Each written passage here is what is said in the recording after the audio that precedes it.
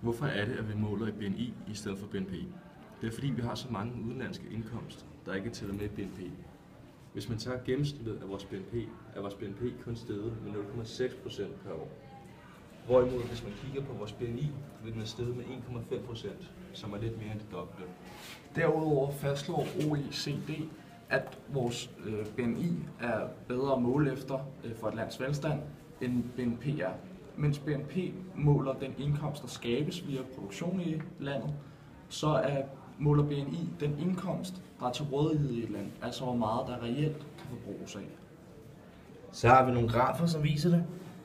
Det her er en graf, som viser vores BNI fra 2002, og man kan se, at Danmark er denne her streg, og de ligger omkring de 115, indtil der kommer et lille knæk ved 2008-2009-perioden ved finanskrisen. Og hvis vi så går over til vores bruttonationalprodukt, eller BNP, så kan man se, at Danmark, som er den her graf, de ligger, når de er højst, lidt over 100 milliarder, og dykker sig ekstremt meget under finanskrisen. Så der er stor forskel i milliarder fra BNI til BNP.